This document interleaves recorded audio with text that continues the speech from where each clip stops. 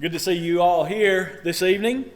We're wrapping it down for this semester, this winter-spring semester. It's been a good one, and we're so thankful that you are here. Our numbers have stayed strong the entire semester. I was thinking a couple of things as Levi was teaching, one on that not too old. Last night in Bible class, a gentleman spoke up. He said his brother is a member of the Lord's church in Florida. He didn't say where, what congregation. But he said the night before they had just had a big wedding anniversary party for a couple celebrating 80 years of marriage. And that's just awesome. And I thought, well, I guess the key to that, one of the keys to that is living that long. There's probably a lot of people who would celebrate that. They just never live that long. But I was thinking about that when Levi talked about not too old. I was thinking, man, they could probably teach newlyweds who have only celebrated 50 years something. You know, if you've celebrated 80 years, that's just a long time. We're going to cover chapters 5 and 6 tonight. 1 Timothy chapters 5 and 6. Of course, Roy is not here, and he asked me way back, I guess in January or February. You know, I missed what ended up being our first class. The first class, I think, was delayed because of the weather, and then the second class, but was really the first class. I was in Utah for a wedding.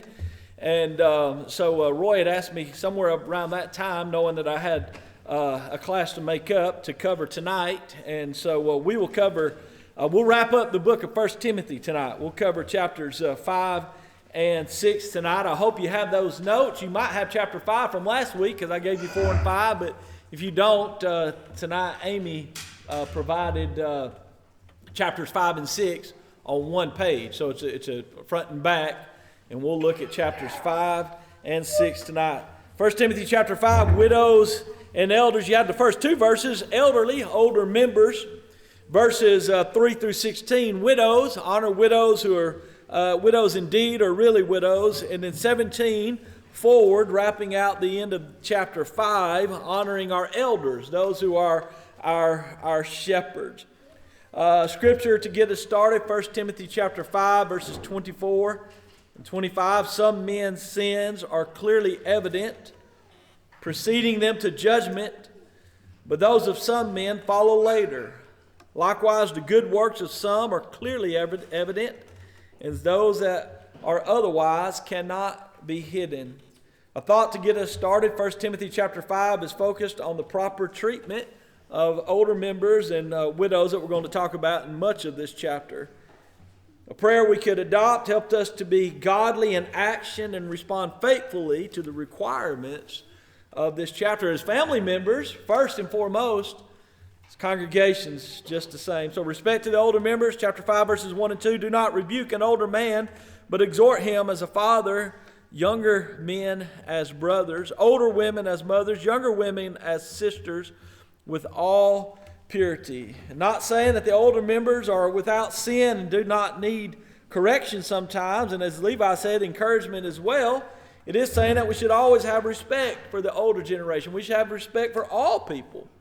Hebrews chapter 13 and verse 1, of course, talks about that brotherly love and letting it continue. And you know, if we do live long enough, we might learn as we continue to age that someone who we thought at one point or another did not have a correct understanding of something, they may have. It may be that we're the ones who did not have a correct understanding one way or the other. I'm thinking of an elder at Cordova when I was there, Kenneth Pounds. Many of you remember him.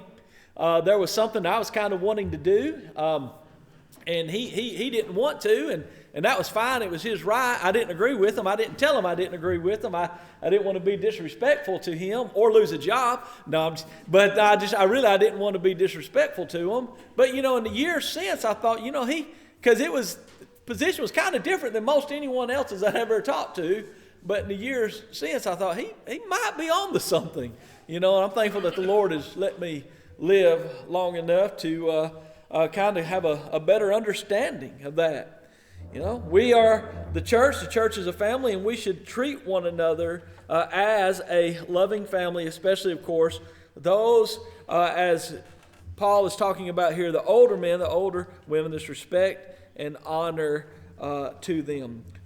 spend most of the time talking about our responsibility towards widows, verses 3 through 16, 1 Timothy chapter 5.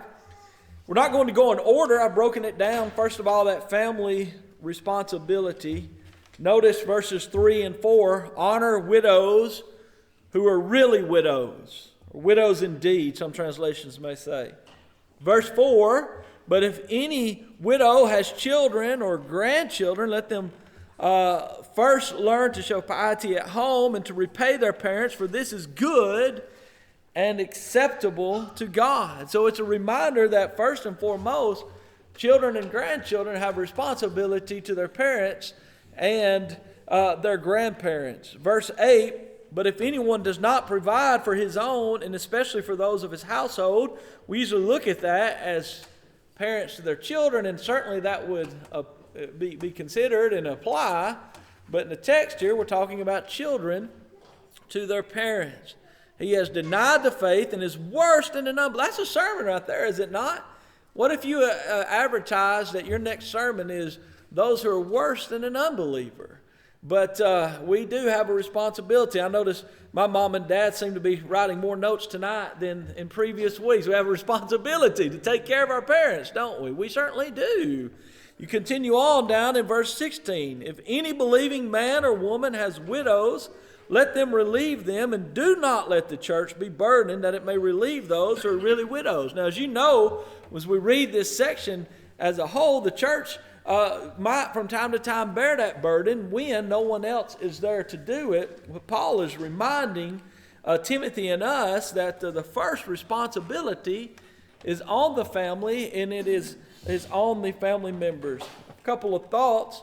What easier way to fulfill pure religion than with your own family? You remember that last verse of James chapter 1.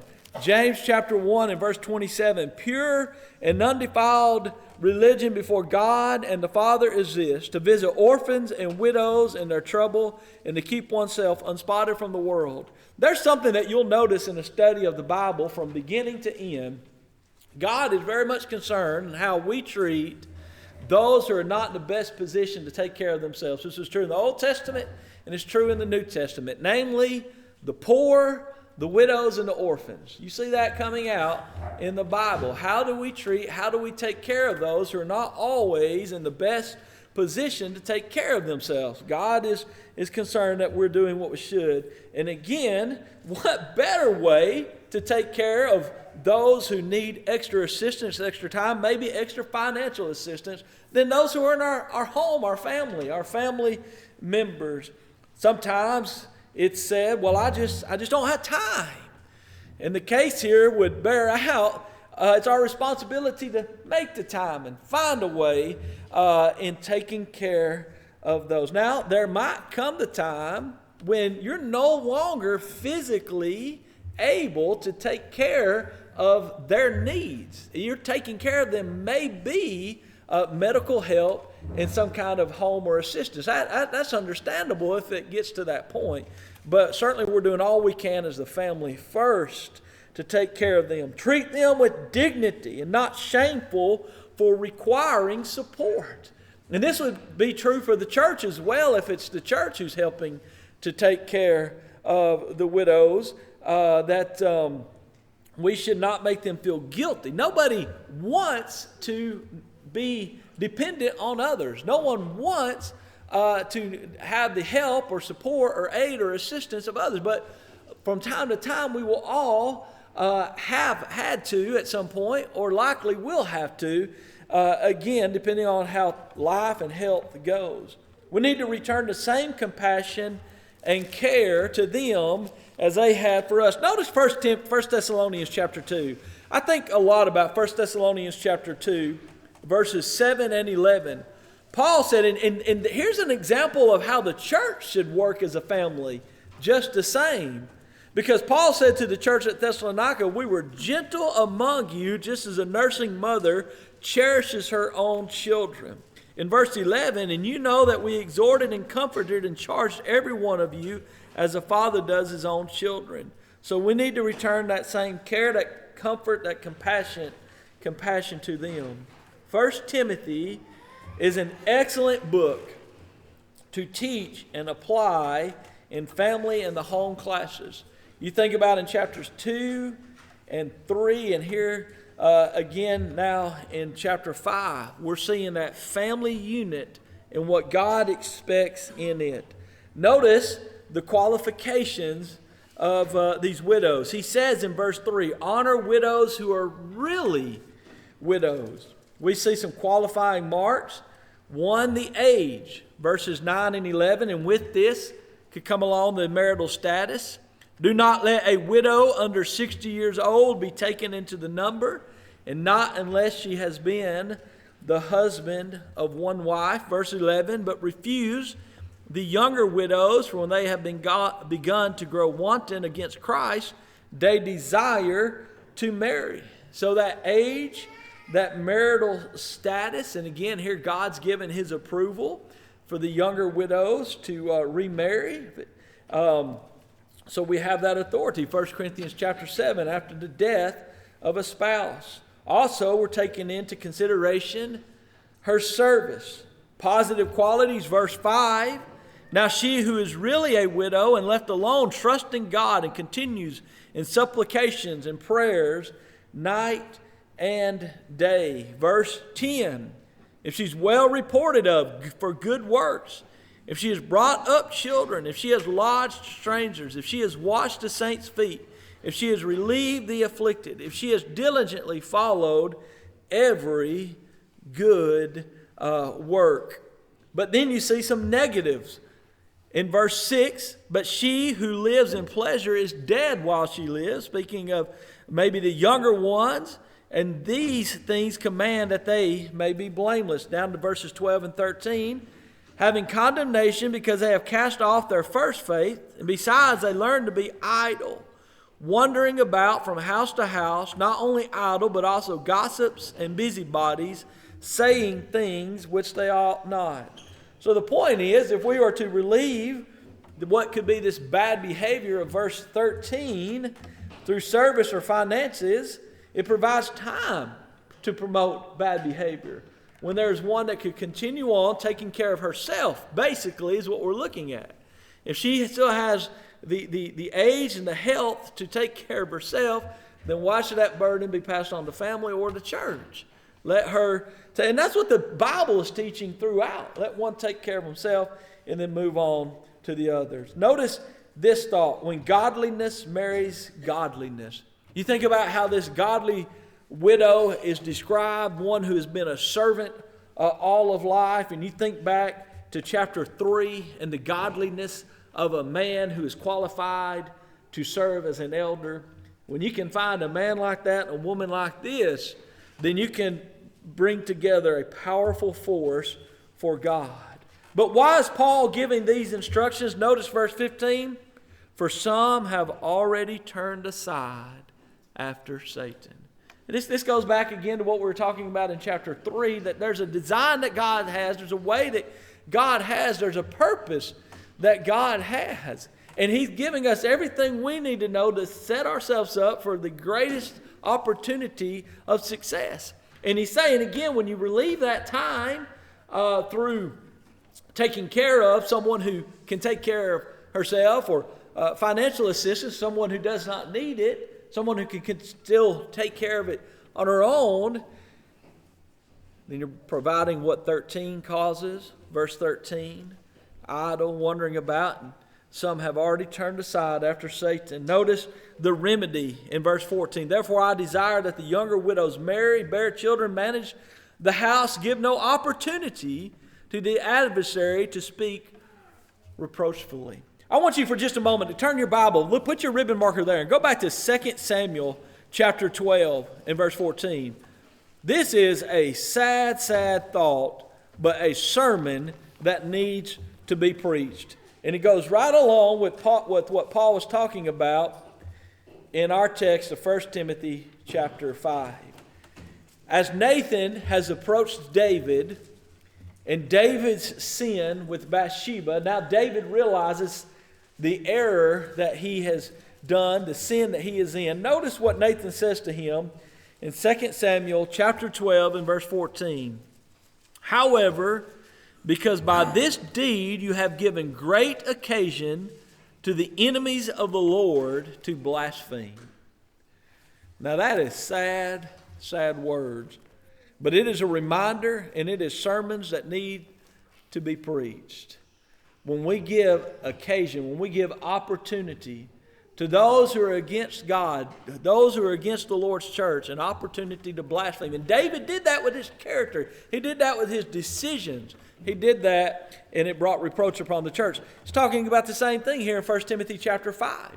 Give opportunity for people to speak badly against the church. We notice that 3 times in this letter, going back to our text, Paul notes Satan's abilities when we refuse God's divine set of qualifications. We see it here in chapter 5 and verse 15. We saw it back in chapter 2. And we saw it in chapter 3. But let's consider the church's responsibility to widows who are widows indeed, or those who are really widows. When the widow is, letter C number 1, not a prospect for marriage. And again, you remember some of this that was going on in that time, and her being able to remarry to help take care of herself, but not a prospect for marriage, has no Christian family, those who are refusing her. And I would say, if sadly the family, Christian or not, is choosing to not take care of the widow, then we would likely step in and help out. And devoted to the service of God. Paul's saying, has she proven herself? Has she been devoted to the service of God? I jotted down in my personal notes, Anna, in Luke chapter 2, verses 36 through 38. That is a great example of a widow who lived her life in the temple, continuing in her devotion to the service of God. When we think about time on our hands, time is a great blessing from God. And there are periods of life when time seems to just flee away from us, when we don't. It's hard to find the time, right? Maybe working, children, so forth and so on. But you think about someone like Anna, who was this widow for many years, and she had the time. She had the time to devote all of it to the service of God's work. And we need to see that great responsibility. I would say a church responsibility is to teach the family their responsibility. That's something we can do in our pulpits. That's something we can do in our Bible classes, is to remind our members from 1 Timothy chapter 5, hey, you have a responsibility. First and foremost, it is your responsibility to your parents and grandparents if that is an opportunity as well. It might be that a lot of our members have not heard a 1 Timothy 5 sermon lately, and it's easy to forget how serious Paul is hitting this and the family responsibility. So it might be that the church is burdened with it, to use Paul's words, simply because we've not been teaching on it in the way that we should and reminding our members of the responsibility that they have. Serving widows and widowers is a wonderful way to bridge the age gap. I think one of the best things we can do for all of our members, regardless of age, but especially our younger members, is to have them go to the homes of maybe some of our widows and widowers and do service projects for them, rake leaves or whatever, and get to know one another on a personal basis. That's a great way to strengthen your congregation. Help bear the burden of the caregivers. It's a wonderful thing when family, when you're able to take care of family. But it's a long, hard road, is it not? I remember a lady at Wood Avenue took care of her husband for the last 15 years of his life, I guess. And she said, not long before he died, she said, remember caregivers in your prayers. It's a daily job, responsibility, I should say. And, the church can sometimes step in and say, look, I know you're doing a great job for your parents or your grandparents or your loved ones, but I know you need a rest. I know you need time. And here's a way that the church can step in to help. Financial assistance. Sometimes it is needed in that financial assistance. You notice verse 9 in the New King James text, do not let a widow under 60 years old be taken into the number. In the ASV and ESV, it talks about this enrollment to suggest that financial assistance when one who is no longer in that time married and has the income of her husband, or maybe even in this time where she herself is no longer on a payroll, sometimes there is that financial assistance that is needed. I would be curious to know if there are congregations that have a special budget just for their widows when we have the authority to do so in 1 Timothy chapter 5. You know, we have budgets for a lot of things. Do we have budgets for our widows? Responsibility continuing on towards elders, verses 17 through 25. Elders can be compensated just the same as the preacher. Let the elders who rule well be counted worthy of double honor, especially those who labor in the word and doctrine. For the scripture says, you shall not muzzle an ox while it treads out the grain, and the laborer is worthy of his wages. So, an elder too, if the church should choose to compensate him for his time, his efforts, his labor in the local congregation, we have biblical authority to do so. If, though, continuing on, this great warning, and we referenced this back in chapter 3 when we were talking about the elders, he says in verses 19 and 20, do not receive an accusation against an elder except from 2 or 3 witnesses.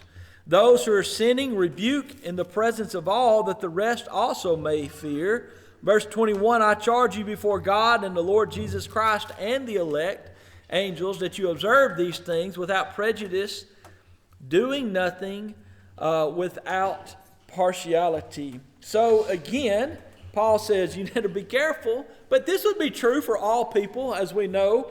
Matthew chapter 18, verses 15 through 20, that way to go about it alone, just the two of you. And then if not, then take 2 or 3 with you to talk to that one. But this special reminder when it comes to those who are our elders or our shepherds, because just think how then and even still today, the elders and preachers are usually the ones who get roasted the most, do they not? And we need to heed this warning of verse 19 and being very, very careful. We never really know the full load that they have on them. I mentioned this back in chapter 3. There's likely so much that your eldership knows about that you don't know and probably never will know about it. Thank them, pray for them, and thank God for them. You know, there's probably so much that they're protecting you from and protecting your congregation from that is a struggle and is a stress. But they're doing it faithfully. Hebrews chapter 13, verses 7 and 17. So I need to not be quick to spread anything about them nor hear anything about them. Again, elders are not perfect men. Sometimes, yes, they need to be called upon if they're living in this open sin, and he gives us that authority here just the same. You must consider, remember Paul is in Timothy is in Ephesus when he receives this letter, and back in Acts chapter 20, remember Paul to the Ephesian elders, he talks about some of you are going to not be faithful. So you have to consider, could Paul even be considering some of them? Selecting elders should be done carefully and prayerfully. Notice verse 22, do not lay hands on anyone hastily, nor share in other people's sins. Keep yourself pure. Dropping down to verse 24, some men's sins are clearly evident, preceding them to judgment, but those of some men follow later. Likewise, the good works of some men are clearly evident, and those that are otherwise cannot be hidden. So again, he's telling Timothy, be careful about this. Don't rush into it. Take your time when you and the congregation select such men. And then he included verse 23. In verse 23, you have this inclusion of no longer drink only water, but use a little wine for your stomach's sake and your frequent infirmities.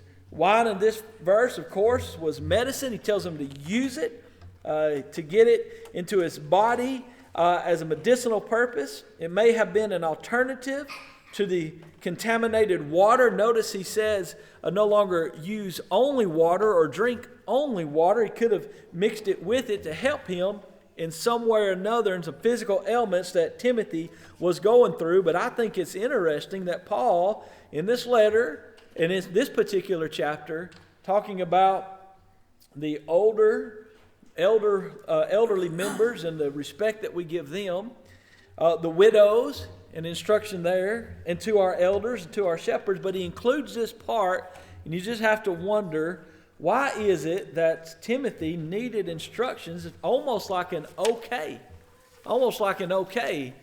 to take this wine? It goes back to what we were talking about back in 1 Timothy chapter 3. It seems like maybe this was something that he was striving to stay away from because of the appearance. Now, I'm going to give you the choice. Normally we have a break between my class and Roy's class, but I'm going to let you decide if you want that break now. Then I'll come back and do chapter 6. Or if you would like for me just to go ahead and do chapter 6 and give you a 10 or 15 minute break before our devotional period. What would you rather? A break now or a break after chapter 6? Go ahead.